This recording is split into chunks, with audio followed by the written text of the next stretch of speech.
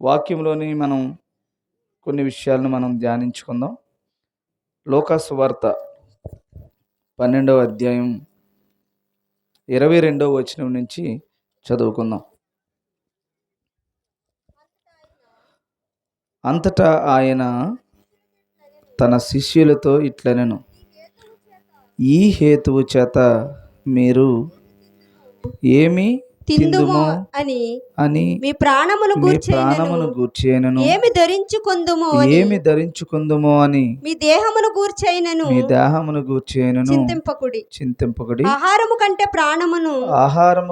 ప్రాణమును వస్త్రము కంటే దేహమును గొప్పవి కావా. కాకుల సంగతి విచారించి చూడుడి. అవి విత్తవు కోయవు, వాటికి గరిసెలేదు, పొట్టు లేదు. అయినను దేవుడు వాటిని పోషించుచున్నాడు. మీరు పక్షుల కంటే ఎంతో శ్రేష్ఠులు. మరియు మీలో ఎవడు చింతించుట వలన తన ఎత్తును మూరెడెక్కువ చేసుకొనగలడు. కాబట్టి అన్నిటికంటే తక్కువైనవి మీ చేత కాకపోతే తక్కిన వాటిని గూర్చి మీరు చింతింపనేలా. పువ్వులు ఎలాగూ ఎదుగుచున్నవో ఆలోచించుడి. అవి కష్టపడవు, అయినను తన సమస్త వైభవముతో కూడిన సొలొమోను సైతము వీటిలో ఒకదాని వలనైనా అలంకరింపబడలేదని మీతో చెప్పుచున్నాను. నేడు ఈ మాటలు మీకు ఏమర్థమయ్యాయి? ఓవరాల్గా ఏమర్థమైంది? ఇందులో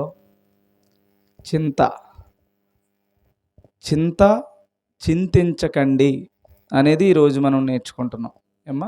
చింతపడకూడదు, చింతించకూడదు అనే విషయాన్ని. ఈరోజు మనందరము కూడా సాతాను మనలను ఎలా మార్చేస్తున్నాడంటే, ఏది దేవుడు వద్దన్నాడో దానికోసమే మనిషి లోకములో చింతిస్తున్నాడు. చింతించటం అనే మాట క్రైస్తవ విశ్వాసిని దిగజార్చుతున్నటువంటి, క్రైస్తవ విశ్వాసిని పతనములోనికి నడిపిస్తున్నటువంటిది ఈ చింత వల్లే మనలో అందరికీ చాలా మట్టుకి బీపీలు, హై బ్లడ్ ప్రెషర్ రావడానికి ఇదొక ప్రధానమైనటువంటి కారణం. దీనివల్ల చింత. ఆరోగ్యాలు పాడైపోవడానికి ప్రధానమైన కారణం చింత. అందుకని సంతోషంగా ఉన్నవాడు ఆరోగ్యాన్ని కాపాడుకుంటాడు. ఆరోగ్యం బాగుంటుంది, వాడు ఆలోచన బాగుంటుంది, అన్ని విషయాల్లో సంతోషంగా ఈ లోకంలో జీవిస్తాడు. సంతోషం అంటే మనం అనుకుంటున్న ఎకారాలు కాదు.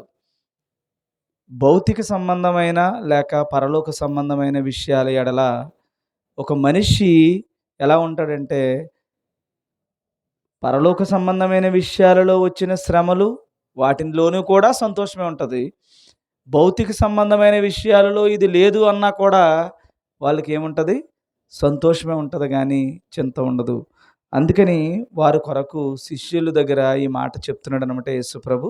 ఈ మాటలో ఉన్న కొన్ని కోట్ చేస్తాను, వాటిని కొంచెం జాగ్రత్తగా మీరు వినండి. ఇందులో ప్రధానంగా ఏంటంటే, ఏమి తిందుమో. ఫస్ట్ మనందరికీ పొద్దుట ఏం టిఫిన్ అన్నట్టు ఉంటుంది. ఏం తినాలన్నదే కదా మనిషి యొక్క ఆలోచన. నేనేమన్నా పొరపాటు మాట్లాడుతున్నానా? ఇక్కడ ఉన్నవారు ఎవరికి ఏం తినాలని లేదండి. అసలు అన్నం అంటే పెద్ద ఇష్టం ఉండదు మాకు.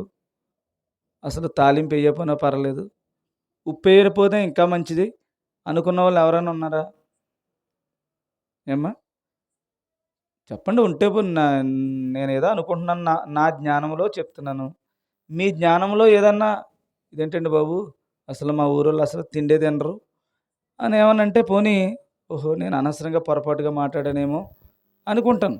ఇప్పుడు అందరూ ఇక్కడ ఉన్న వాళ్ళు అందరూ కూడా తినడం కోసమేనా?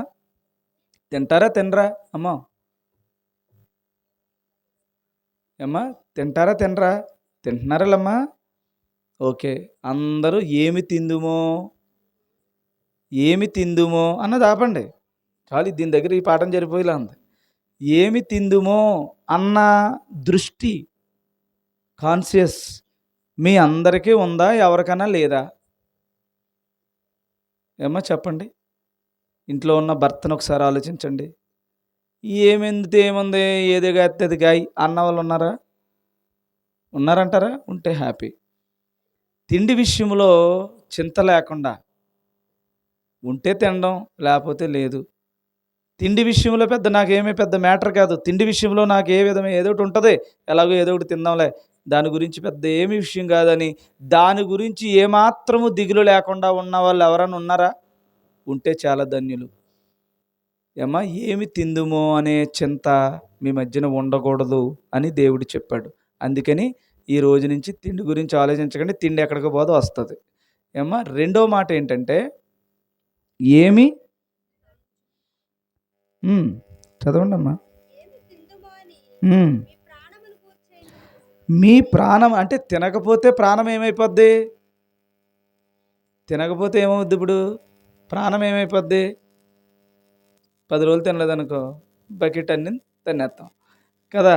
అందుకని ఎందుకు తినకపోతే ప్రాణం పోతుంది. ఇప్పుడు దేవుడు ఏం చెప్తున్నాడు? ప్రాణాన్ని కాపాడుకోమంటున్నాడు.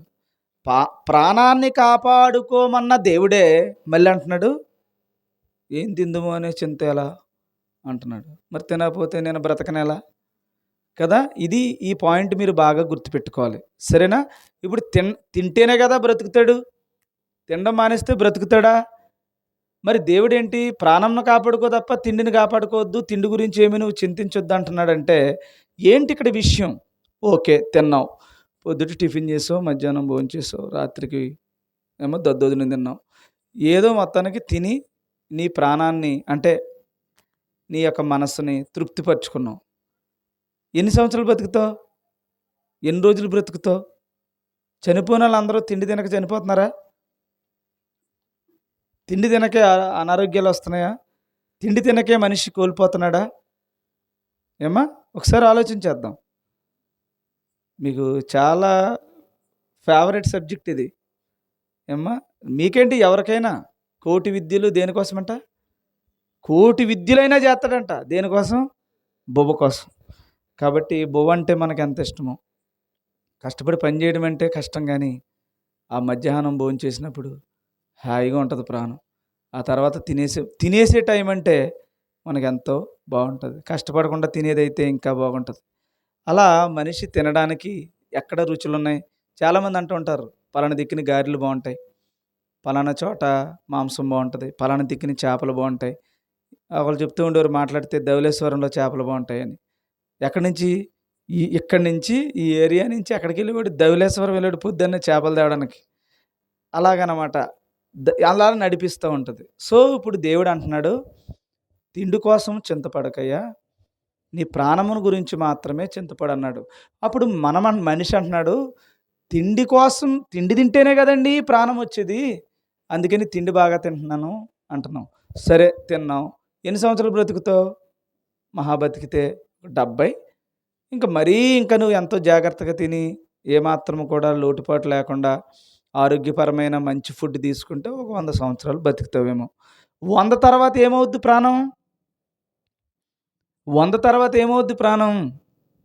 ఈ అన్నము తెట్టి ముప్పోట్లా మేపినా 100 తర్వాత ఏమవుద్ది ప్రాణం? అగ్గిలో పడి మలమల కాలిపోతూ ఉంటుంటే నరకయాతన నీ ప్రాణానికి తెచ్చుకుంటావు. అందుకని అంటున్నాడు నువ్వు ఏం చేయొద్దు, ఈ భోజనం చేయాలన్నా చింతొద్దు, ఈ ప్రాణాన్ని ఎలా దక్కించుకోవాలి, ఎలా నరకము నుంచి కాపాడుకోవాలి, ఎలా ఈ ప్రాణాన్ని రక్షించుకోవాలి, కాపాడుకోవాలన్న దాని మీదే నువ్వేం చేయాలి? రోజు నువ్వు దాని గురించి నువ్వు ఆలోచించు. అన్నం గురించి చింతించవేంది అని దేవుడు చెప్తున్నాడు. ఇంకో మాట ఏమంటున్నాడంటే ఏమి ధరించుకుందుమో. మళ్ళీ ఇదొకటి, సరిగ్గా కడుపు నిండా అన్నం తిన్నాక ఏ డిజైన్ బాగుంటుంది, లేకపోతే ఏ షాపులో బాగుంటుంది, ఏ మూటలోడు బాగుంటాడు, లేకపోతే ఏంటి డ్రెస్ మీద వస్తుంది కదా.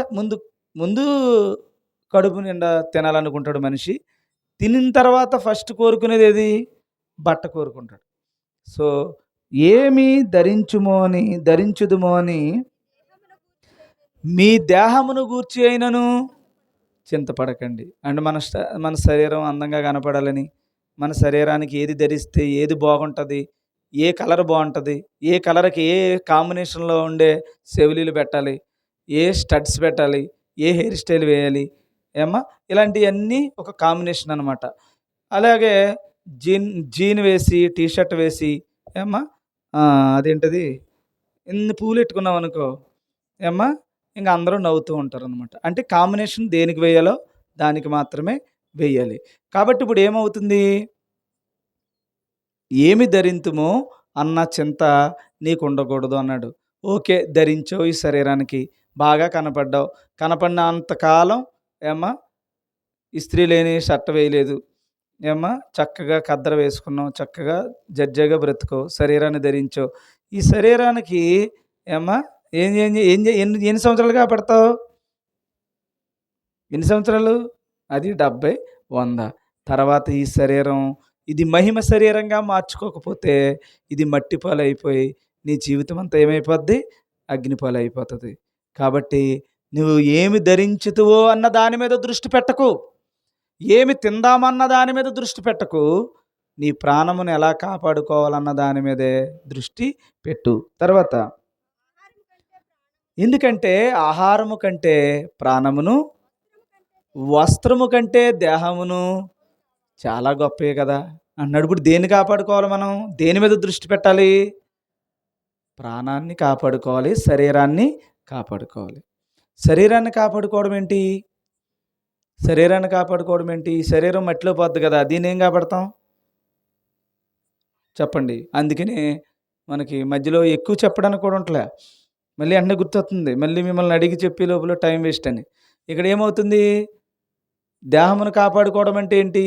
ఈ దేహము నరకమునకు నిన్ను పంపించటానికి సిద్ధం చేస్తుంది. అందుకని మనకి ప్రధానమైన శత్రువు ఎవరట? శరీరమే. అందుకనే రోమీయులకు రాసిన పత్రికలో దేవుడు చెప్తున్నాడు కదా, నీ శరీరమే నీకు నీకు శత్రువు. ఫస్ట్ ఆఫ్ ఆల్ నీకు ఎవరైనా శత్రువు ఉన్నారంటే నీ శరీరమే. ఈ శరీరానికి శత్రువు కాబట్టి ఈ శరీరాన్ని ఏం చేయాలి? ముందు దీని మీద నువ్వు దృష్టి పెట్టాలి. దీని మీద దృష్టి పెట్టాలంటే ఏ సోపు వాడాలా, ఏం ధరించాలని కాదు, ఏం చేయాలి? దీనిని ఎలాగా కాపాడాలి అని దృష్టి పెట్టాలి. ఎలా కాపాడాలి అంటే ఇది నీకు ఆటంకంగా ఉంటుంది, నిన్ను ఇబ్బంది పెడుతూ ఉంటుంది. కాబట్టి దీనిని ఇబ్బంది లేకుండా ఈ శరీరాన్ని దేవునికి లోబరచాలి. ఫర్ ఎగ్జాంపుల్, ఇప్పుడు నీవు ప్రార్థనకు ఇప్పుడు ప్రార్థన ఉండాలనుకుంటున్నావు, ప్రార్థనలో కూర్చోవాలనుకుంటున్నావు, కాళ్ళు తిమ్మిరెక్కుతున్నాయి, వింటుందా నీ మాట? కూర్చుని ఉన్నావు, నువ్వు పడే బాధ దేవుడికే తెలుసు.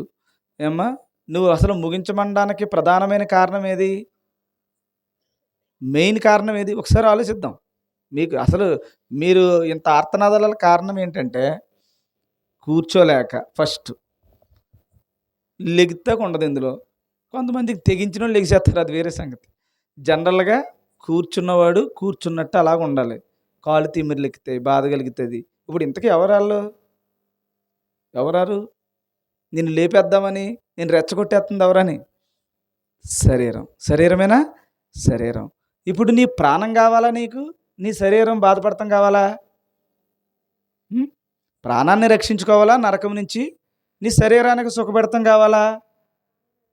నీకు తెలుసా విషయం, కాన్సెప్ట్ అర్థమైంది కాబట్టి. ఇప్పుడు తిమ్మిరెక్కుతూ ఏం చేయాలి? ఇప్పుడు నువ్వు కూర్చోలేకపోతున్నావు. ఏమ్మా పరిశుద్ధమైన సన్నిధిలో సరిగా కూర్చుంటేనే స్తుతి. చక్కటి క్రమశిక్షణతో నా మందిరమునకు పోయినప్పుడు నీ ప్రవర్తనను జాగ్రత్తగా చూసుకోమని దేవుడు చెప్పాడు. చూసుకోవటమే స్తుతి కదా, చూసుకోవడమే ఆజ్ఞ నెరవేర్పు కదా. ఇప్పుడు ఎంత జాగ్రత్తగా ఉండాలి మనం దేవుని దగ్గర ఉన్నప్పుడు? టీవీ దగ్గర ఎలాగైనా కూర్చో, ఇంటి దగ్గర ఎలాగైనా కూర్చో, దేవుని దగ్గర కూర్చున్నప్పుడు మాత్రం, ప్రార్థనా స్థలంలో కూర్చున్నప్పుడు మాత్రం, వాక్యము చెప్తున్నప్పుడు కూర్చున్నప్పుడు తప్పుడు నువ్వు ఎలాగున్నావు? ఎంత జాగ్రత్తగా ఉండాలి? చాలా జాగ్రత్తగా ఉండాలి. జాగ్రత్తగా ఉండనిస్తాడు. ఇప్పుడు ఒక శత్రువు ఉన్నాడు కదా, ఆడేమన్నాడు? కాలు తిమ్మిరెక్కుతుంది కదా, లెగిసెళ్ళు అంటాడు. లేదంటే కాలు తిమ్మిరెక్కుతుంది ఊపు అంటాడు. ఏదో చెప్తాడు కదా, నువ్వు దాన్ని అడ్జస్ట్ చేసుకోవడానికి చేస్తాడు. ఇప్పుడు మరి ఈ తిమ్మిరే పడతావా, బాధే పడతావా? ఇప్పుడు టైం ఎక్కువ అవుతుందంటే అదే బాధ మళ్ళీని. అందరూ పొద్దున్నే వర్క్‌కి వెళ్తున్నారు. ఈరోజు ఒక ఆయన నాకు ఓ మాట చెప్పాడు. ఏమన్నాడంటే, "మీరింకా ఇక్కడేమి లేట్ చేయకండి. కొద్దిగా త్వరగా వెళ్ళండి" అన్నాడనమాట. అలాగేండి, అలాగే. తప్పకుండా త్వరగానే వెళ్తాను" అన్నాను. ఇంతకీ ఏంటంటే, ఈరోజు ఫంక్షన్‌కొచ్చాడంట, మన ఫంక్షన్‌కి. ఎవరో మహానుభావులు కొంతమంది అన్నారంట, 11 అయిపోతుందండి ప్రార్థన అన్నారంట. ఇప్పుడు 11 ఎప్పుడయింది నాకు డౌటొచ్చింది. మనకు బాగా లేట్ అంటే 9 గంటల నిన్న బాగా లేట్ అంటే నిన్నే లేట్ అయింది. 9 గంటల 25 నిమిషాలు అయింది. ప్రార్థనేమో మళ్ళీ మీరెళ్ళేసరికి 9:30 అయ్యుంటదేమో. లేపోతే ఇంకొక దూరంగా ఉన్న వాళ్ళకి ఒక 5 నిమిషాలు ఎక్కువేమో. 11 ఎలాగయిపోతుంది? సరే అయిపోతే అయిపోయిందిలే, నీకెందుకు చెప్పారు? ఎప్పుడైనా సరే నేను ఇక్కడ ఏదన్నా ఉందనుకోండి, పల్లకడేం సంఘం చాలా ఎక్సలెంట్ అని చెప్తాను. అబద్ధం చెప్పను. ఇందులో కొంతమంది ఎక్సలెంట్‌గా ఉన్నారు కాబట్టి, ఈ ఎక్సలెంట్ ఈ ఈ నీతిమంతులు, ఈ ఈ పరిశుద్ధంగా బ్రతికే వాళ్ళని అందరి సంఘానికి అంతటికి ఆపాదించి అక్కడ చెప్తాను. ఏమ్మా? అక్కడ మంచిదేదైనా ఉంటే మీకు చెప్తాను. ఇది తండ్రి ప్రేమగా ఉంటది. అంతే తప్ప తండ్రిని అవమానించేలా గానీ, లేనిపోనిదాన్ని చెప్పడంలో గానీ, అంటే మీరు ఇప్పుడు ఏమని చెప్పాలో తెలుసా? మీరు చెప్పాల్సొస్తే ఏం చెప్పాలి? 11 అయినా సరే, ఆయన ఏమైపోయినా సరే మాకు పరిశుద్ధ వాక్యాన్ని సంతృప్తిగా మాకు చెప్తారు. ఇంకా చెప్తే బాగుండనే రోజు లేకుండా మేము ఎక్కసమొచ్చేలాగా మాకు పూర్తిగా దేవుని మాటలు చెప్తారు.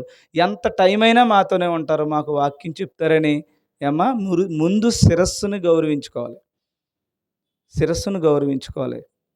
మనకున్నటువంటి లోటుపాట్లు బయటకి చెప్పుకోకూడదు. అందులోకి నువ్వు చెప్పేది ఎంత అబద్ధం అది? చాలా అబద్ధం గదా! అంత పాపం చేసిన తర్వాత నీ జీవితంలో ఆ పాపం కడుక్కుంటావా? ఇప్పుడు మొత్తం ఎంటైర్ తండ్రిని, సేవకుడిని తగ్గించి మాట్లాడిన ఆ మాట ఇప్పుడు ఏమవుతది? ఒకరి దగ్గర ఒక విశ్వాసానికి సంబంధించిన విషయం అది. ఎప్పుడైనా అలా మాట్లాడొచ్చా? నా గురించనే గాదు, ఎవరి గురించి ఎప్పుడు, ఎక్కడ తగ్గించి మాట్లాడకూడదు. లేని విషయం అసలే మాట్లాడకూడదు. అది సంఘ విషయం అయితే అస్సలే మాట్లాడకూడదు. అది దేవుని పరిచర్య అయితే ఇంక నోరు మూసేయాలి. పొరపాటున గనక ఇదే ధోరణి నీ దగ్గరుంటే తప్పనిసరిగా చెప్తున్నాను, చాలా ప్రమాదం అది. ఆ యాటిట్యూడ్ మంచిది కాదు. కాబట్టి ఇప్పుడు కూడా చెప్తున్నాను, ఏమి త్రిందుమో, ఏమి త్రాగుదుమో అనుకున్న ఆ థాటే నీకు చింతట, ఆ చింతే నీకు రోగమట, ఆ చింతే అనారోగ్యమట, అదే చివరికి నిన్ను చంపుద్దట బైబిల్ ప్రకారం. అసలు చింతపడొద్దు అని అంటే ఇంక నువ్వు మొత్తానికి నీలో ఉన్నటువంటి ఆ ద్వేషం అంతా ఎప్పుడు ఎవరి దగ్గర ఏమీ అనకూడదు. నేనెప్పుడూ మంచిగానే వెళ్తాను ఎవరినైనా సరే. ఇప్పటి వరకు ఎప్పుడైనా సరే ఒకడిని నిందించి మాట్లాడిన సందర్భం లేదు. ఎప్పుడూ నేను అలా చేయను. నాకు ఒకవేళ ఎవరైనా తప్పుగా కనిపిస్తే ఆ తప్పును సరిజేయడానికి ప్రయత్నం చేస్తాను. సరి చేసుకోలేకపోతే ప్రార్థన చేస్తాను. అప్పుడు నా వల్ల ఒక్కడి వల్ల అవ్వకపోతే ఇంకొకడిని జతేస్తాను. వాళ్ళ దగ్గరికి పంపిస్తాను. వాళ్ళని సరిచేసే ప్రయత్నం చేస్తాను తప్ప, అవమానించి రోడ్డు మీదకి లాగాలన్న నీచమైన బుద్ధి నా జీవితంలో ఎప్పటికీ రానివ్వను. బైబిల్ పట్టుకున్నంత వరకు చేయను. కాబట్టి ఆయన ఇప్పుడు అలా మాట్లాడాను కాదు, ఏం అని కాదు. లేని మాట ఎందుకు అనుకోవడం? అలాగా తప్పుడుగా ఎప్పుడు కూడా మన సంఘం విషయంలో గానీ, ఏదైనా ఎదుటివారి వ్యక్తుల విషయంలో గానీ ఆళ్ళెప్పుడు మాట్లాడకండి. సరే ఇప్పుడు ఎందుకొచ్చిందిది? అనవసరంగా ఇదొచ్చిందిప్పుడు. చెప్పండమ్మా. ఏదో చెప్తున్నాను పాయింట్ లాస్ట్‌లో. మళ్ళీ మొదలుకొచ్చారు మీరు. శరీరము, బట్ట, ఈ రెండింటి గురించే మనిషి ఆలోచించి చింతిస్తున్నాడు. కానీ ప్రాణమును కాపాడుకోవాలని మాత్రం మనిషి ఏమాత్రం ఆలోచించట్లేదు. ఇప్పుడు ప్రాణం కాపాడుకోవాలంటే ఆ మనిషి ఎలా మాట్లాడతాడా? నోరు మూసేస్తాడనమాట. ఏమో ఏ మనిషో ఎవరో నేను అడగను. ఎందుకంటే నేనేంటనేది నాకే తెలుసు కాబట్టి నేను నా వేలో నేను వెళ్తాననుకోండి. అంటే ఎందుకు అలాంటి క్వాలిటీ ఎక్కడి నుంచి పుడుతుందని నాకు ఇంత కష్టపడుతున్నాను గదా! ఇలాగా మా కోసం ఇంత వద్దన్నా, తిడతన్నా సరే అన్నం పెడుతున్నాడే అనే ప్రేమ బదులు ఆ మాట, ఆ చులకన భావం మీలో పుట్టిస్తున్నాడంటే మీరు ఏ స్థాయిలో ఉన్నారు, మీరు ఏ శాపగ్రస్తులు అవుతారనే బాధతో చెప్పాను తప్ప, నేనేదో బాధపడి చెప్పలేదు. నేను అసలు అలాంటి వాటికి బాధపడను. మీ దగ్గరికొచ్చేసరికి ఏంటి ఇలాగున్నారనేది బాధపడతాను. ఆళ్ళెవరో గూడా నన్ను అడగలే. అడిగితే కాసేపు అడిగితే చెప్తాడు. నాకు తెలుసుకోవాలనేది ఉద్దేశ్యం కాదు. కానీ దేవునికి ఇష్టంగా మీరు బ్రతకాలన్నది ఇప్పుడు చూడు, ఏమి తిందామో అని ఆలోచించే వాళ్ళు అందరూ ఎక్కువగా ఉంటాం. ఏమి ధరించుకోవాలి, ఏ బట్ట కట్టుకోవాలి, పుట్టినరోజు వస్తుంది, పెళ్లి రోజు వస్తుంది, లేదా ఇంకోటొస్తుంది అని ఈ దేహమునకు ఏం కావాలో ఆలోచించుకుంటున్నాం. చింతిస్తున్నాం పైగా. లేకపోతే బాధపడుతున్నాం. అరే! నేను అనుకున్నది కొనుక్కోలేకపోయానే, నేను అనుకున్నది తినలేకపోయానే, నేను అనుకున్నది జరగలేదే అని ఎంతో చింతిస్తున్నాం. ఆ చింతే రోగం. ఆ చింత వల్లే బీపీలు, చింత వల్లే ఈ భయంకరమైన పరిస్థితులన్నీ. ఆఖరికి మరణం కూడా ఈ చింత వల్లే. కాబట్టి అక్కడ ప్రాణమును కాపాడుకోవాలి. ఇప్పుడు నేను ఎందుకు చేస్తున్నాను ఇదంతానే? ఒకరి గురించి నేను ఎందుకు తక్కువగా చెప్తలేదు, ఒకవేళ తప్పు చేసి నేను ఎందుకు చెప్తలేదు అంటే కేవలం ఒక్కటే విషయం, నా ప్రాణం మీద, నా ప్రాణాన్ని నేను కాపాడుకుంటున్నాను అంతే. అలాగే నాలాగే మీరు ప్రాణాన్ని కాపాడుకోవాలని ఈ విషయం చెప్పానంతే. అంతే తప్పే ఈయన్ని అవమానించాలని కానీ, ఎవరో చెప్పాలని కానీ నా ఉద్దేశం ఏమీ కాదు. కాబట్టి మనందరం దేని గురించి చింతిస్తున్నాం? ఏమి తిందామో, ఏమి త్రాగుదుమో అనే దాని మీదే దృష్టి పెడుతున్నాం కానీ, ఈ ప్రాణాన్ని పాపములోకి పడకుండా ఈ శరీరాన్ని ఎలాగ మనం ఈ శరీరాన్ని దేవునికి వంచి, దేవునికి లోపరిచి ఆరాధన చేసి అప్పుడు నేను పరలోకం వెళ్ళాలి, ఈ ఈ ప్రాణమును కాపాడుకోవాలన్న మనస్సు లేదు. అందుకని లేట్ అవుతుంది అన్న దగ్గర వచ్చింది. అది చెప్పలేదు మీరు ఎందుకని. లేట్ అవుతుంది అంటే ఎందుకు లేట్ అవుతుందని బాధ నీకు? నిద్ర సరిపోతలేదని. అదే ఏదో ఉంటుంది కదా, ఇంటికాడ ఉండి, ఇంటి దగ్గర ఉండి ఉన్నా కూడా పోలేదనే బాధ ఉండదు అప్పుడు ఉండదు బాధ. కానీ ప్రార్థన దగ్గరికి వచ్చేసరికి మాత్రం ఏం పోతుంది? ఇవన్నీ అయిపోయాక, కూడుకులు అయిపోయాక చూస్తాను ఎవరు ఎప్పుడు పడుకుంటున్నారు. ఏమ్మా, నిజానికి అసలు పడుకోరండి. ఎవరో కొంతమంది పడుకుంటారేమో కానీ మ్యాక్సిమం అంత త్వరగా ఏం పడుకోరు. మ్యాక్సిమం 11, 11 అన్నా అవుతుంది పడుకోవడానికి. తక్కువలో తక్కువ అంటే 9 గంటలకు పడుకునే నాదులు చాలా తక్కువ, చాలా తక్కువ. అలాంటిది దేవుని దగ్గరికి వచ్చేసరికి అలాగ మనం ఆలోచన చేస్తున్నాం అన్నమాట. అందుకని ఇప్పుడు ఆ బాధ అంతా ఎందుకు? నిద్రపోద్దని. ఆ బాధ అంతా ఎందుకు? కాళ్ళు తిమ్మిరెక్కుతున్నాయని. ఆ బాధ అంతా ఎందుకు? కూర్చోలేకపోతున్నానని. ఆ బాధ అంతా ఎందుకు? పొద్దున్నే పనిలోకి వెళ్ళాలి. ఆ పనిలోకి వెళ్ళేది ఎందుకు? దీనికోసం. దేనికోసం మనం ఎక్కువ ఆలోచిస్తున్నాం? తినడానికి కోటి విద్యలు, కూటు కోసమే తప్ప ఈ ప్రాణాన్ని ఎలాగ నిలుపుదల చేసుకోవాలన్న దాని మీద ఏ ఒక్కరికి ఆలోచన లేదు. అందుకని దేవుడు ఏం చేస్తున్నాడంటే ముందు మీకు ఏం కావాలో ఇస్తున్నాడు. మీ అందరికీ ఇల్లు ఇచ్చాడే లేదమ్మా? అందరికీ ఇల్లు ఇచ్చాడు. అందరికీ బియ్యం పెట్టి నిండా బియ్యం ఇచ్చాడు. ఎవరికి ఏ లోటు లేదు. మరి లోటు లేనోడు చేయాల్సిన పని ఏంటి ఇప్పుడు? ఈ ప్రాణాన్ని ఎలా కాపాడుకోవాలో. పోనీ లేదు బాబు, అందుకనే ఒక భక్తుడు ప్రార్థన చేస్తూ అన్నాడు, ప్రభువా నాకు మరీ లేకుండా చేయకు, దీనికోసం నేను దిగజారిపోతాను. అలాగని మరీ ఎక్కువ ఇచ్చేయక అందులో కూర్చుంటాను. నాకు ఏ లోటు లేకుండా తగినంతగా నాకు చెయ్యి అని ప్రార్థన చేశాడు. ఎందుకో తెలుసా? తగినంత ఉంటే దేవుని పని చేస్తాడు. దీనికోసం ఇంకా పాకులాడే పరిస్థితి లేదు. ఎన్ని రోజులు కష్టపడతారు? కష్టపడేయండి. కష్టపడేసి బియ్యం పెట్టినండా బియ్యం వేసేసుకోండి, ఇల్లు కట్టేసుకోండి, ఒక కారు కొనుక్కోండి. దేవుని పని ఇంకా అక్కడి నుంచి ఈ ప్రాణాన్ని కాపాడుకునే పని ప్రారంభించండి. ఇది చచ్చిదాకా తిందాం, చచ్చిదాకా ఏంటి ఏమి ధరిందాం, చచ్చిదాకా ఏం కడదాం, ఇంక చచ్చిదాకా ఇదేనా చింత? నీ ప్రాణాన్ని కాపాడుకోవాలన్న చింత లేదా? ఇక్కడ మనం ఫెయిల్ అవుతున్నాం. ప్రతి ఒక్కడి జీవితం ముగిసేదాకా ఈ భౌతిక సంబంధమైన వాటి కోసమే తప్ప నువ్వు ఎన్నాళ్ళు కష్టపడతావు? ఒక 20 సంవత్సరాల 30 సంవత్సరాల ఇల్లు కట్టే త్వరగానే అన్నీ చక్కబెట్టేసుకో, టక చక్కబెట్టేసుకో. ఆ తర్వాత ఈ ప్రాణాన్ని ఎలా కాపాడుకోవాలో ప్రయత్నం చేయి. అందుకనే అక్కడ చెప్తున్నాడమ్మా ఒక మాట, 24వ వచనం, కాకుల సంగతి విచారించి చూడుడి. ఏమా, కాకుల గురించి ఆలోచించమన్నాడు ఇప్పుడు మనల్ని. ఇక్కడ ఉన్న వాళ్ళందరూ కాకుల గురించి ఆలోచిద్దాం. మన ఊరికి కాకుల లోటేమి లేదు కదా. అందుకని ఈ మాట చెప్పేసి నేను ముగిస్తా. కాకుల గురించి విచారించండి అంటే ఏంటి అని బాధపడమంటలేదు. వాటి గురించి ఒకసారి ఆలోచన చేయమన్నాడు. ఒకసారి ఆలోచించండి, కాకి ఏం చేద్ది? ఏమ్మా, కావు కావుమంటదా? ఏం చేస్తుంది కాకి? ఏం చేస్తుంది? ఒకసారి ఆలోచన చేయమంటున్నాడు. ఒకసారి మీ ఊర్లో కాకిని గుర్తు చేసుకోండి. ఏమో ఏం చేద్దట అక్కడ చెప్తున్నాడు. అవి ఏమీ పని చేయవట, కోయవంట. విత్తదయ్యా పొద్దున్నే పనిలోకి వెళ్ళి. ఏమ్మా, మనం రేపొద్దున మనం కోత కోసుకోవాలి కాబట్టి ఏమన్నా దమ్మది చేసి చక్కగా ఏమన్నా చేస్తాయా? చెప్తున్నాడు, జాగ్రత్తగా చెప్తున్నాడు వినండి, జాగ్రత్తగా చెప్తున్నాడు వినండి. మళ్ళీ చెప్తున్నాను, జాగ్రత్తగా వినండి. ఈ వాక్యాన్ని హృదయంలో పెట్టుకుని ఇంటికి వెళ్ళండి.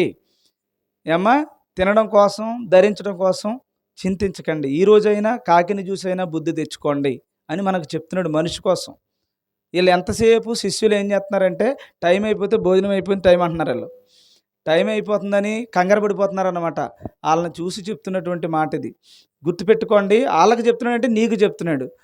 మనందరూ మనిషి యొక్క జీవితం గురించి ఆలోచిస్తున్నాం, మనిషి యొక్క బ్రతకుడు కోసం ఆలోచిస్తున్నాం తప్ప ఈ ప్రాణాన్ని రక్షించుకోవాలని ఏమీ ఆలోచించట్లేదు. ఇప్పుడు కాకి గురించి విచారం చేద్దాం.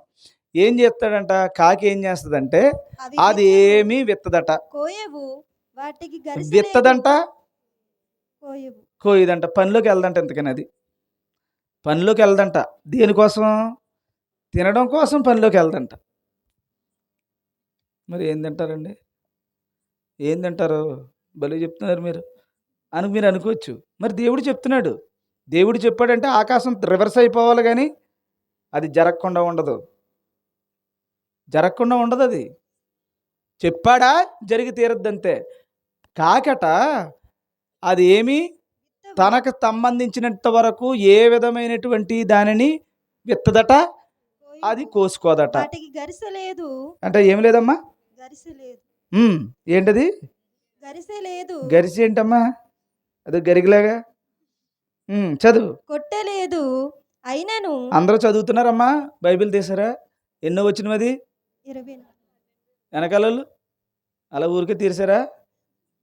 చూడండి, ఒకప్పుడు ఇలా వాక్యం చెప్తున్నాను, ఒక సంఘంలోకి వెళ్ళి కడియం అనుకుంటా, ఇలా వాక్యం చెప్తున్నాను. అందరూ బైబిల్ తీసుకున్నారమ్మా.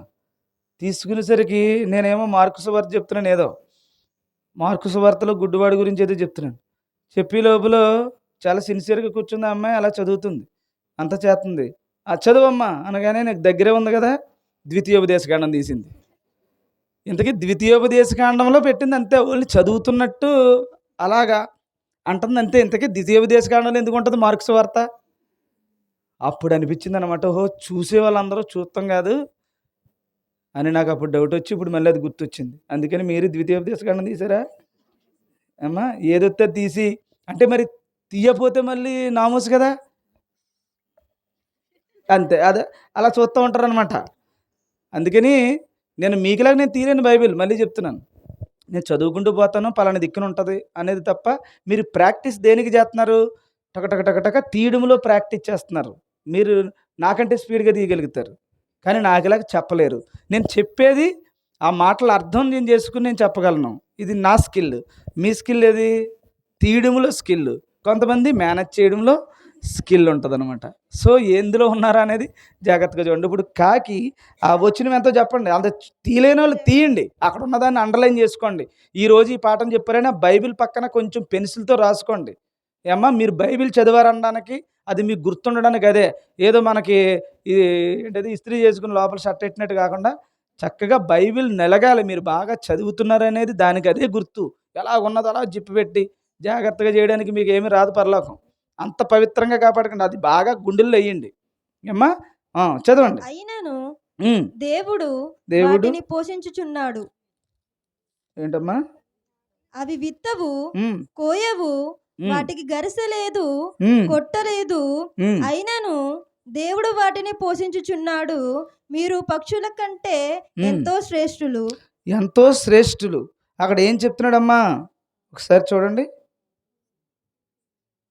కాకుల సంగతి ఇంతకీ ఏదో అడిగాను కదా మిమ్మల్ని, అదేంటిది? గరిసెలు అంటే ఏంటని అడుగుతున్నాను. అందరూ చూస్తే గరిసె అంటే ఏంటో తెలుస్తుంది. గరిసె అని చదువుకుని పోకండి. అది ఏంటి? గరిసె అంటే ఏంటి అంటే కొట్లు అన్నమాట. కొట్లు అంటే స్టోరేజ్ కంటైనర్స్ ఏవైతే ఉంటాయో అవి. అంటే మీరు విత్తేసి ఆ వడ్లన్నీ పండిన తర్వాత కోత కోసిన తర్వాత ఎక్కడ తెస్తారు దాన్ని? గాదుల్లో పోసుకుంటారు కదా! ఆ గాదులు లేవట ఆటిలకి. గాదులు లేవట, విత్తే గొడవ లేదట, కోత కోసే పని అసలే లేదట. ఆటిలకి ఏమీ లేదట. అయినను ఇది అండర్‌లైన్ చేసుకోవాలి. అయినను దేవుడు వాటిని పోషించుచున్నాడు. చప్పట్లు కొట్టి దేవుని నామాన్ని మహిమపరచండి. దేవుడు వాటిని పోషిస్తున్నాడట. అంటే ఏమేమిని పైన ఏ కాంటెక్స్ట్ అయితే చెప్పాడో దానికి ఆల్రెడీ నెంబర్ 1 డ్రెస్ ఒకటి ఉంటుంది కాబట్టి ఇంక దానికి డ్రెస్ పని లేదు. డ్రెస్ ఉంటుంది కాబట్టి ఇంక అదే డ్రెస్ ఇంక చచ్చేదాకానే. మనకు అలా కాదు. మధ్యాహ్నం ఒకటి, సాయంత్రం ఒకటి, రాత్రి కూడా వేయాల్సి వస్తుంది. కారణం ఏంటి? మనం మనుషులం కాబట్టి కదా. ఇప్పుడు దానికి డ్రెస్ కన్ఫర్మ్ అయిపోయింది. ఇంక తిండి ఒకటే ఉంది దానికి. ఆ తిండికి మాత్రం అది ఏం విత్తదట, కొయ్యదట, కొట్లలో ఏమి దాచుకోదట కానీ పరలోకపు తండ్రి వాటిని పోషిస్తున్నాడట అని చెప్పి, అయినను వాటిని పోషిస్తున్నాడట. అయినను దాని కొరకు పోరాటం చెయ్యకపోయినను, దానికోసం అహర్నిశలు కష్టపడకపోయినను వాటిని పోషిస్తున్నాడట. ఏమా అంటే దాన్ని అడ్డెట్ నీకు ఏదో చెప్తున్నాడు. తర్వాత చెప్తున్నాడు, మీరు పక్షుల కంటే శ్రేష్ఠులు. అంటే వాటి కంటే బెటర్ ప్లేస్మెంట్లో ఉన్నారు మీరు. వాటికంటే బెటర్ ప్లేస్మెంట్ మిమ్మల్ని బట్టి అవచ్చే కానీ వాటిని బట్టి మీరు రాలేదు. అవి మీకు అవి మీకు, వాటికి మీరు కాదు. సో ఈ భూమి ఉందంటే నీ వల్లే, ఈ సృష్టిలో ఉన్న ప్రతిదీ నీ వల్లే, ఈ సృష్టిలో ఉన్న సమస్తము నీ వల్లే. అసలు ఈ ఊరిలో ఈ విధమైన పరిస్థితి ఉందంటే నీ వల్లే అన్నీ ఇచ్చాడు దేవుడు. నీ వల్ల ఒక పురుగు బతుకుతుంది, నీ వల్ల ఒక కాకి బతుకుతుంది, నీ వల్ల ఇంకొకటి బతుకుతుంది. మొత్తం సెంటర్ ఎవరంటే ఎవరు? మనమే, మనిషే. కాబట్టి ఈ మనిషట ఏమయ్యాడు? వాటికంటే శ్రేష్ఠుడు.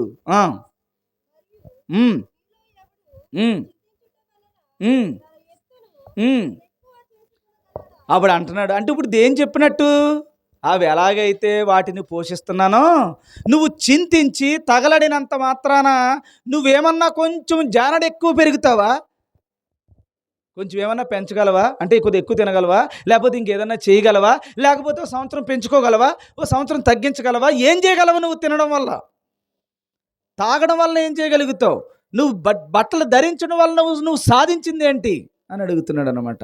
అంటే అలాగునే ఇంకో విషయం ఏంటంటే, ఈ కాకులు ఏం చేస్తాయంటే, మీరు చూసారో లేదో నాకు తెలియదు కానీ మన ఇళ్ళ దగ్గర గూడు పెడుతుంది. గూడు పెడుతుందమ్మా, పెడతారా? చూసారా ఎప్పుడైనా? గూడు కడుతుంది కదా. అది చాలా కష్టపడి ప్రయాసపడి ఒక గూడుని ఎంతో ఇరుకైనటువంటి ప్రాంతంలో అది ఆ కాకి సిద్ధం చేస్తుంది. ఆ గూటు దగ్గరికి ఎవడన్నా వెళ్ళాడా అదేదో సంపాదించినట్టు ఎవరిని అక్కడికి రానివ్వదు. పోనీ అక్కడితో వదిలేదు. మా ఊర్లోకి ఆయన ఉండేవాడు. ఆయన ఏంటో తెలుసా? ఎప్పుడు వెళ్ళినా ఒక కంపెల నెత్తి మీద ఉండేది. ఇలా రోడ్డు అంటే వెళ్తూ కూడా ఎంత ఊరు దాటి వెళ్ళిపోయినా సరే చిన్నది. ఎప్పుడు ఒకరోజు అంటే అనుకున్నాం, ఎప్పుడు అతను చూడండి బయటకు వచ్చాడంటే ఒక కంప లాంటిది ఇలాంటి పెట్టుకుంటాడు అనమాట నెత్తి మీద. అంటే కాకి తనుతూ ఉంటుంది అతను.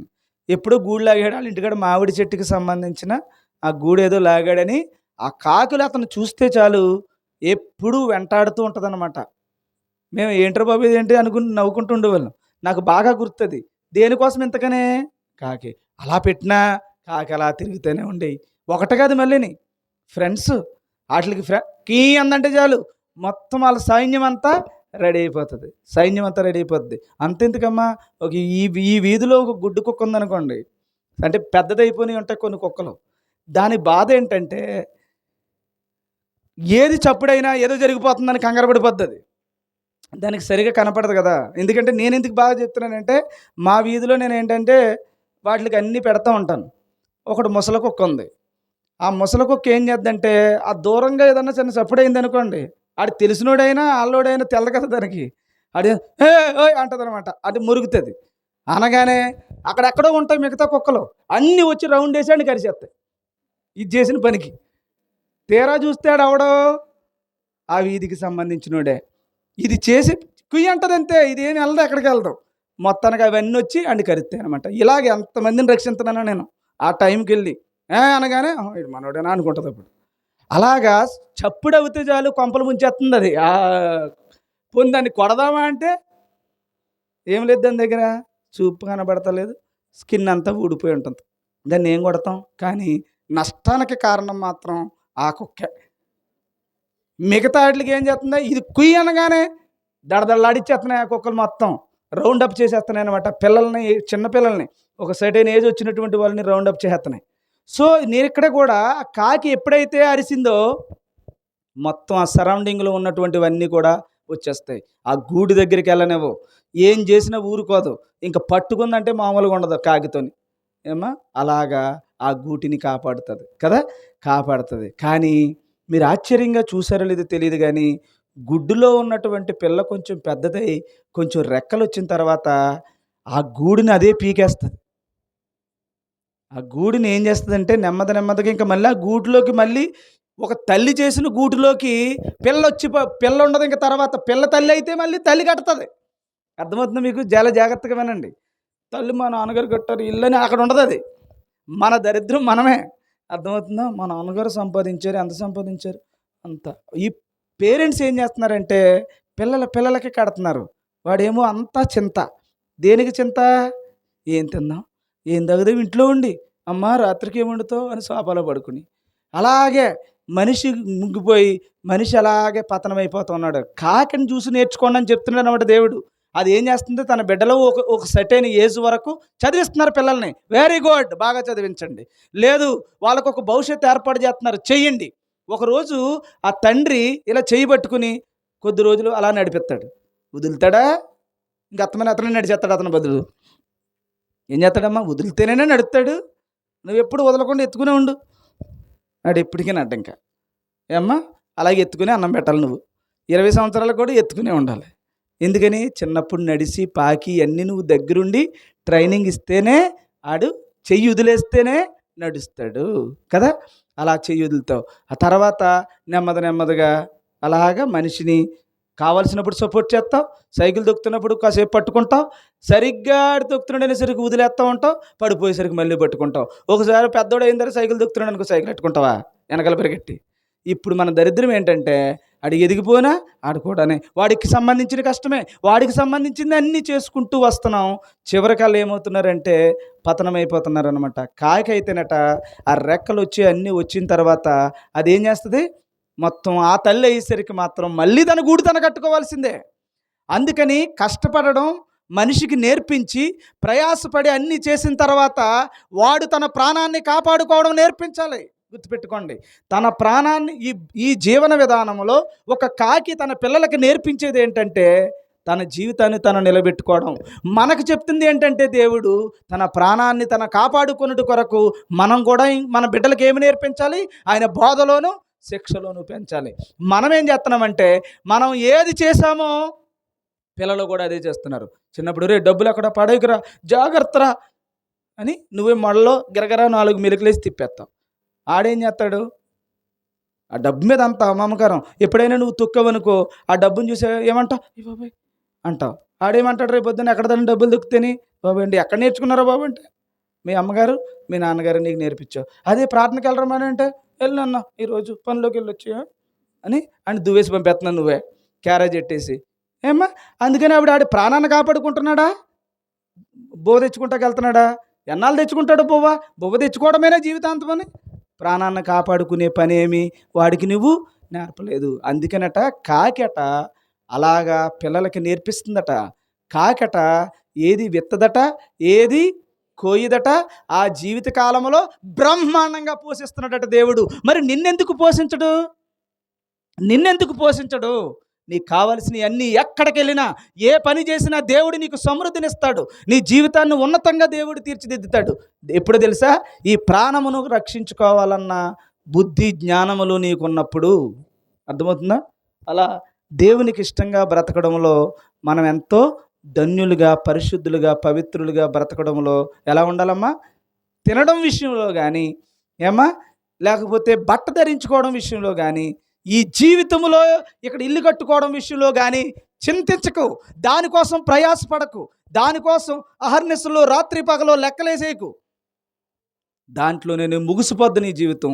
నీ ప్రాణాన్ని కాపాడుకోవడానికి ఒక కాకిని చూసి నేర్చుకో, ఒక చీమను చూసి నేర్చుకో, ఒక గద్దను చూసి నేర్చుకో. నీకు ఎన్నో పాఠాలు అవి నేర్పిస్తున్నాయి. పరలోకపు తండ్రి ఇవి నువ్వు అడగకపోయినను చెయ్యకపోయినను నిన్ను పోషించే దేవుడు నీకున్నాడు. వాటి కొరకు నీకు సమృద్ధినిస్తాడు.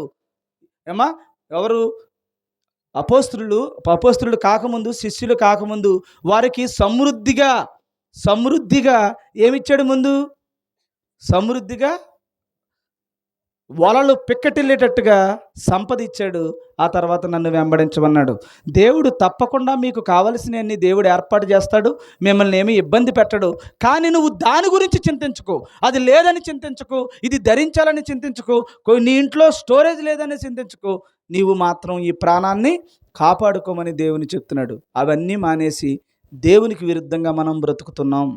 ఈ రోజున మీరు అంతేందుకు, ఒకే ఒక మాట చెప్తున్నాను. ఈ రోజున ఈ లెంట డేస్ చేస్తున్నారు. ఈ సిలువ ధ్యాన కూడికలను మనందరము కూడా ఏం చేస్తున్నాం? ధ్యానిస్తున్నాం. ఏం ధ్యానిస్తున్నారు? సిలువని ధ్యానిస్తున్నారా? ఇలాగలాగా ఏం చేస్తున్నారు? సిలువని ధ్యానం అంటే ఏంటి? ఏది చేయకూడదో ఏది చెయ్యాలో మనం నేర్చుకుంటున్నాం, అంతేనా?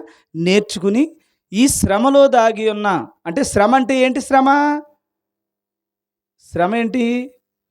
1 పేతురు పత్రిక 5వ అధ్యాయం 7వ వచనం ప్రకారం అక్కడ మనకి శ్రమ ఏది?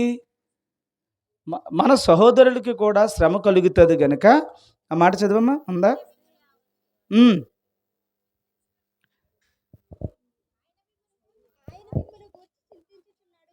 ఆయన మిమ్మును గూర్చి చింతించుచున్నాడు గనుక మీ చింత యావత్తు ఆయన మీద వేయండి. ఇప్పుడు మనం ఏం చేయాలి? నీకేం కావాలో, నీవేం తినాలో అని చింతిస్తున్నావు కదా. రోజుని ఏమి సంపాదించాలో, ఏమి ఈ లోకంలో మనం చేయాలో అని ఎంతంతో ఆలోచనలు వేసి ప్లాన్లు వేస్తున్నావు కదా. ఆ చింతలోనే నీ జీవితం అయిపోతున్నావు కదా. పొరపాటున ఏదైనా నష్టం వస్తుంటే ఏడుస్తూ బాధపడుతున్నావు కదా. పొరపాటున ఏదైనా జారిపోతే దాని గురించి చింత కదా. ఏదైనా నష్టం వస్తే ఏడుపు కదా, బాధ కదా. ఇంత చింత, ఇంత దిగులు, సరిగా నిద్ర కూడా పట్టలేనటువంటి రోజులు ఎన్నో ఉన్నాయి. ఈ తినడం కోసమని, లేకపోతే ఈ భౌతిక సంబంధమైన అవసరాల కోసం. మీరు ఇంక చింతించకండి. ఈ రోజు నుంచి ఏం చేయాలంట? ఆ చింత యావత్తు అంటే తినేదానికోసం, ఇల్లు కట్టుకునే దానికోసం, లేకపోతే ఈ భౌతిక సంబంధమైన ఈ శరీరానికి తినడానికి, తాగడానికి, లోకంలో ఏదైతే నీకు అవసరమో అవన్నీ ఎవరి మీద ఏమంటున్నాడు? ఆయన మీద వేయండి. చప్పట్లు కొట్టి దేవుని నామాన్ని మహిమపరచండి. ఈ రోజు నుంచి ఏం తిందాం అని ఆలోచించుకో. ఆయన మీద వేయి. నీకు ఏ కూరో ఇస్తాడు. ఏమా, ఏమి కష్టపడాలో, ఏం చేయాలో దేవుడిని నడిపిస్తాడు. ఆ చింత, ఏం తినాలని కానీ, ఏం కొనుక్కోవాలని కానీ, ఏం కట్టాలని కానీ ఆలోచించకు. ఆ టైంకి నీకేది కావాలో దేవుడిస్తాడు. ఎందుకంటే కాకి కంటే గొప్పవాడు, కాకి కంటే శ్రేష్టమైన వాడివి. కాబట్టి కాకినే పోషిస్తున్న దేవుడు నిన్ను పోషించడా. అలాగని పనులు మానేసి ఇంటికాడ కూర్చోమంటలేదు. దాని అర్థం ఏంటంటే చింత, దాని మీద దృష్టి. అయ్య బాబు, ఎంత ఏదో పని దొరికింది, ప్రార్థన మానేయ్. కనీసం నీకు ఒక 10 రూపాయలు కలిసి వస్తే ప్రార్థన అంతా మానేసి నీ పనులు దీనికోసం, తినడం తాక కోసం. దేవుని యొక్క చిత్తం చెప్తున్నాను నేను. తినడం గురించి కానీ, త్రాగడం గురించి కానీ దేవుని పరిచర్యని ఎవ్వడు కూడా పోగొట్టుకోవద్దు. ఫైనల్గా ఒక మాట చెప్తున్నాను. ఈ రోజున మీరు అందరూ కూడా లెంట్ డేస్ అని చేస్తున్నారు. శ్రమకాల ధ్యానంగా మనం చేస్తున్నాం. కొంతమంది ఫాస్టింగ్ ఉంటున్నారు, కొంతమంది ఫాస్టింగ్ ఉండలేదు. ఏమ్మా, ఎంత అజ్ఞానంగా ఉన్నారంటే కొంతమంది, చెప్తున్నాను, ఫాస్టింగ్ చేస్తేనే మంది ఇక్కడికి రావాలంట. ఫాస్టింగ్ చేస్తేనే మేము అక్కడికి అర్హులు. ఇంతకంటే నీకంటే కాకి బెటర్. ఒకసారి కాకి దగ్గరికి వెళ్ళి, కాకమ్మ మరి కాకిలాగా నల్లగా ఉందంట, మళ్ళీ దాదే ఎంత తెల్లగా ఉందో లోపల మనసు. తెలుసా నీకు? కాకి ముందు మనం ఎందుకు పనిచేయం? ఏంటి, నువ్వు సన్నిధి చేస్తే కానీ ఇక్కడికి రావా? ఏమో, ఎవరు చెప్పారమ్మా? ఒకసారి ఆయన తీసిరారా? మీ ఆది గురువు ఎవరో ఉంటారు కదా. ఇక్కడ మీరు ఇలాగ ప్రార్థన చేయడానికి, కూడికి రావడానికి ఉపవాసం ఉన్న వాళ్ళే వస్తారు ఇక్కడికి. అసలు ఉపవాసం ఉండడం అనే విషయం అందరికీ నలుగురికి చెప్పొచ్చు. అసలు అసలు ఉపవాసం అంటే ఇదా? కడుపు మార్చుకోవడం ఉపవాసమా? కడుపు ఎందుకు మార్చుకోవాలి చెప్పండి? మళ్ళీ పాఠం మారింది. కడుపు ఎందుకు మార్చుకోవాలి? ఏమ్మా కడుపు ఎందుకు మార్చుకోవాలమ్మా? ఇప్పుడు చెప్పిన పాఠం ఏంటి? తిండి పెద్ద మనకు లెక్క కాదు, బట్ట నాకు అసలే లెక్క కాదు, నా ప్రాణాన్ని కాపాడుకోవడానికి ఆ దేవుడి దగ్గర కూర్చుని అన్నపానీయములను మర్చిపోతాను, ఆయనను ధ్యానిస్తాను అన్నదేనా? అంతేకాని పని కట్టుకుని తినకూడదు పొద్దున్నే ఏమండుతావు అని ఏంటి ఏంటి బాధ? ఇంక నేను అంత గిట్టగరుచుకుని ఉండమని ఏం చెప్తున్నాడు దేవుడు? నువ్వు భక్తిలో అన్నపానీయములను మరిచిపోమని, అంతేనా? ఇప్పుడు సన్నిధి చేసిన వాళ్ళే ప్రార్థనకు రావడం ఏంటండి? సన్నిధి చేయడం అంటే ఏంటి ఇంతకని? అంటే ఇంకెక్కడ సన్నిధి లేదనా? కాబట్టి ఉపవాసం అంటే ఏంటంటే నువ్వు అన్నం తినినా తినకపోయినా భక్తితో పరిశుద్ధమైన మనస్సుతో నువ్వు దేవుని యొక్క సన్నిధికి రావాలి. కడుపును మార్చుకున్నవాడు ఉపవాసం ఉన్నాడని, కడుపు మార్చుకోలేనివాడు ఉపవాసం లేడని కాదు. నువ్వు భక్తిగా దేవుని చిత్త ప్రకారంగా ఉన్నావా లేదన్నది విషయం గుర్తుపెట్టుకోండి. సరేనా? ఇప్పుడు అన్నం తిన్న రావచ్చా, తినకపోయిన రావచ్చా? తినలేని వాళ్ళకేనా ఇది స్పెషల్ కేటగిరీ? ఇదేమన్నానే? ఇదేమీ కాదు. తినకపోవడం అనేది ఉపవాసం కాదు.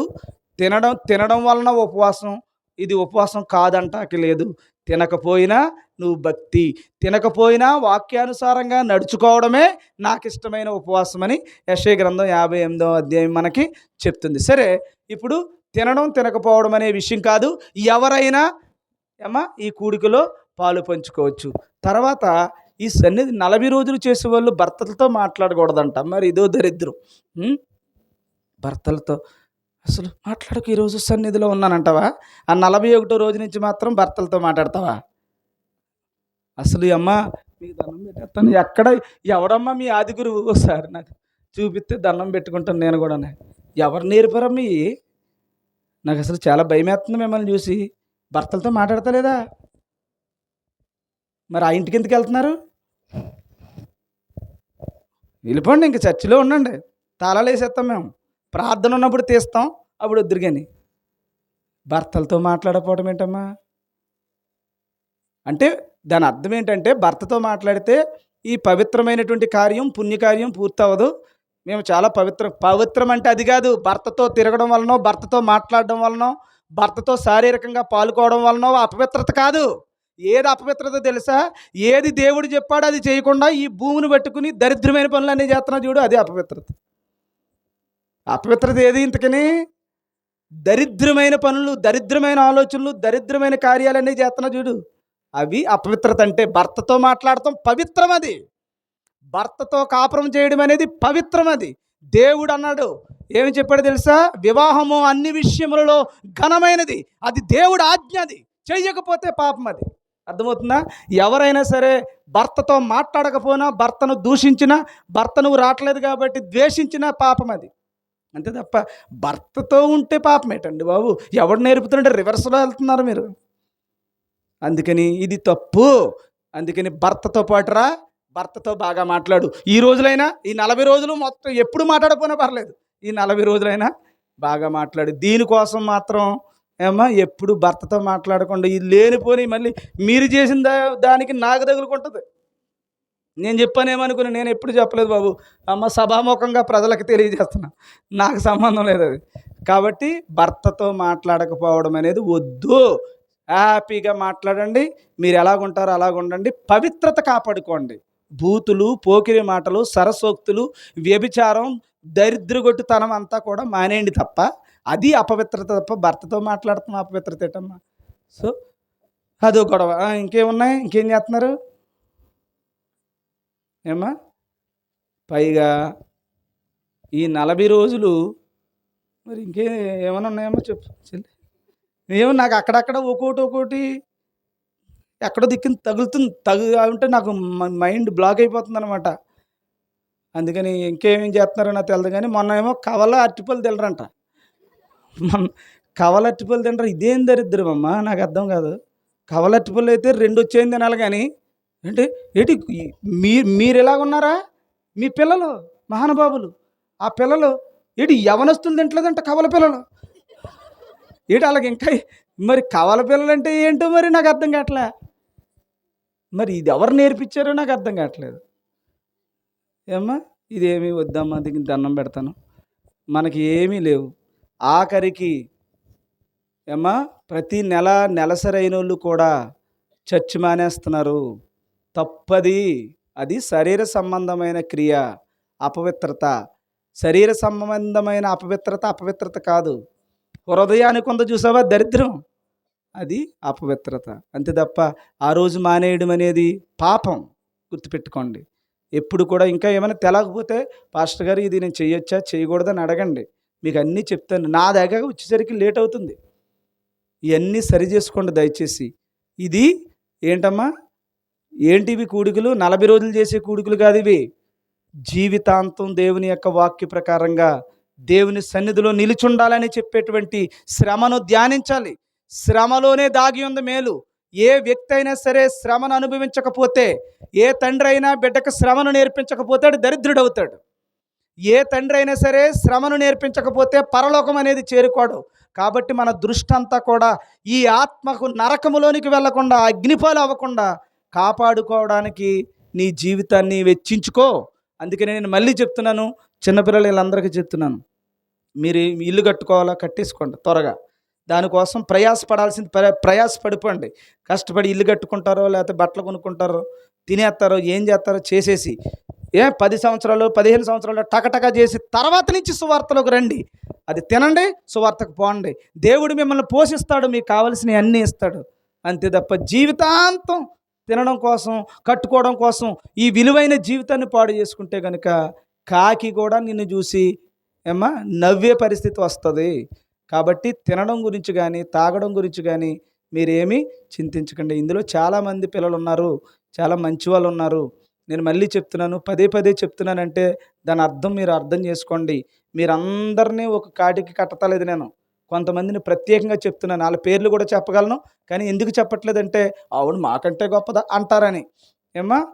పెరగండి. చాలా మంచి వాళ్ళు ఉన్నారు. బంగారం గురించి కానీ, డబ్బు గురించి కానీ, ఉద్యోగాల గురించి కానీ, ఆస్తిపాస్తుల గురించి కానీ కోరుకోవట్లేదండి. ఎలాంటి పిల్లలు ఉన్నారో తెలుసా?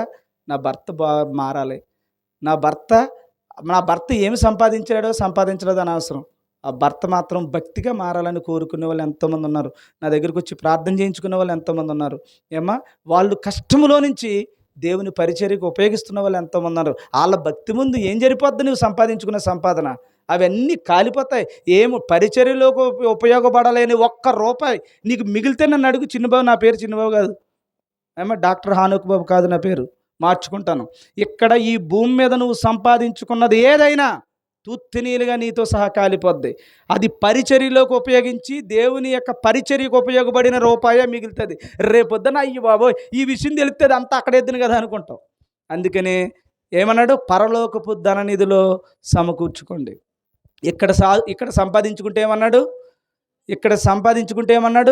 అది చిమ్మట పెడుతుంది. అదంతా కూడా ఏమవుద్ది? తుప్పు పట్టేస్తుంది, పోద్ది, అది ఉండదని అర్థం. అదే పరలోకములో మీరు సంపాదించుకుంటే, ధననిధిలో సమకూర్చుకుంటే అక్కడ తుప్పు ఉండదట, చిమ్మట పట్టడం ఉండదట. అదే నీకు మిగులుద్ది. గుర్తుపెట్టుకోండి. పరిచర్య ఈరోజు ఇక్కడ మోకాళ్ళు వేసి కూర్చున్నావు చూడు, ఇక్కడ నువ్వు తిమ్మిరిలెక్కో, ఇబ్బంది పడో, కష్టపడో, పరిచర్యకు వచ్చావు చూడు, కడుపు మార్చుకుని దేవుని పరిచర్య నీ బిడ్డల కోసం ప్రార్థన చేస్తున్నావు చూడు. నీ బిడ్డల కోసం తెల్లవారుజామునే వెళ్ళి నా బిడ్డను కాపాడు ప్రభా, ఈ గ్రామాన్ని కాపాడని నిష్టగా ప్రార్థన చేస్తున్నావు చూడు. అది నిన్ను కాపాడుతుంది. దాని కొరకు నువ్వు పడే ప్రయాస, దాని కొరకు నువ్వు ప్రయాసపడే ఈ కష్టం ఏదైతే ఉంటుందో ఆ కష్టమే నిన్ను రక్షించదు తప్ప ఈ శరీర సంబంధమైన తిని తాగి ప్రార్థనలకు వెళ్ళినా తినడం దగ్గరికే ఎక్కడికి వెళ్ళినా ఇక్కడ భౌతిక సంబంధమైన అవసరాల కోసం ఎక్కడికో మీటింగ్కి వెళ్ళారంట, అక్కడ ప్లేట్ ఎట్టుకుని ఇంకా ప్రార్థన జరుగుతూనే ఉంది. ప్లేట్ ఎట్టు మరి దొరకవంట. ఫస్ట్ లైన్లోకి వచ్చి ఎందుకు వెళ్ళావు నువ్వు? అక్కడ నువ్వు మీటింగ్స్కి వెళ్ళావు, ఫుడ్ ఉంటే తిను, లేకపోతే చావు, ఏమైపోద్ది? పరలోకం వెళ్తావు. అంతేగాని అక్కడికి వెళ్ళి కూడా కుర్చీలు దాపెట్టేసి పిల్లలకి అందరికీ కచ్చిపులు వేసేసి ఏంటిది అసలు అర్థం. ఇదంతా ఇలాంటి దగ్గరికి అసలు దరిదాపులకు కూడా వెళ్ళకండి. అలాంటి మనుషులతో జతలెట్టకండి. అలాంటి మాట కలపకండి. దూరంగా ఉండండి. వాడి గురించి ప్రార్థన చేయండి. నేను కోరుకునేది అదే. సరే ఏమో మరి మొత్తానికి రోజు కూడా గుర్తొస్తుంది నాకు. ఒక అరగంట ఎంతో చెప్పాల్సి వస్తుంది. టైం ఎంత అయిందమ్మా? అమ్మయ్య, టైము ఎంత అయిపోలేదు, 9:09 అయింది. కంగారు పెట్టుకుని ప్రార్థన చేసుకుందాం. దండం పెడుతున్నాం. ఏమ్మా నాకేదో ఒకటి గుర్తొస్తుందమ్మా, అందుకని అంటున్నాను. దయచేసి ఏమనుకోకుండా మార్చుకుంటారనే నా మాట తీరు, అంతే. మరి ఏం చేస్తాం? సరేనా? ప్రార్థన చేసుకుందాం. ప్రేమ కలిగిన తండ్రి, పరిశుద్ధుడా, మీ ఘనమైన నామమునకు స్తోత్రాలు ప్రభు. నాయన బిడ్డలు నాయన ఎంత ఎదుగుతున్నారనుకుంటున్నాము కానీ ప్రభు, ఆ బిడ్డలు ఎదగలేని స్థితిలో ఎక్కడ వేసిన గొంగలు అక్కడే ఉంటుంది ప్రభు. ఇంకా మూఢనమ్మకాలు, ఆచారాలు ప్రభు, ఇంకా ఎన్నెన్నో ఈ లోక మర్యాదను అనుసరిస్తున్నారు తండ్రి ప్రభు. ఇంకా సిలువను చూడడం, ఇంకా ఈ లోక సంబంధమైనటువంటి భౌతిక సంబంధమైన అవసరాల్లోకి వెళ్ళడం, దాని వెనక దాగి ఉన్న శక్తిని ఆశ్రయించకపోవడం ప్రభు తండ్రి, నీ దృష్టికి ఎంతో హేయమైనది ప్రభు. నా బిడ్డలు కానీ సంఘములో ఉన్న ఏ బిడ్డ కూడా ప్రభు పవిత్రమైన నీ జీవితాన్ని, నీ వాక్యానుసారమైన బ్రతుకును అనుసరించటానికి తండ్రి, ఇక్కడున్న ఈ భూమి మీద ఉన్న ఏ మనిషి అయినా ఏం తిందాం, ఏం తాగుదాం, ఎక్కడ సుఖంగా బతుకుదాం అన్న మనిషే కానీ ఎలా ఈ ప్రాణము నరకయాతనను పడుతుంది, అగ్నిగుండానికి వెళ్ళిపోతుంది. ఈ ప్రాణాన్ని ఎలాగైనా కాపాడుకోవాలి, దాని కొరకు నా దేవుడు ఏం చెప్పాడు అది చేయాలన్న కమిట్మెంట్ కానీ, ఒడంబడిక కానీ ఏ మనిషి దగ్గర కూడా తండ్రి కనబట్టలేదు నాన్న. అది కనపడిన చాలా కొద్దిమందికి మాత్రమే ఉంది నాయన. భక్తులు మరింత భక్తులుగా మారుతున్నారు ప్రభువా. నీకు విరుద్ధమైన వాళ్ళు మరింత నీచమైన స్థితికి దిగజారిపోతూ ఉన్నారు.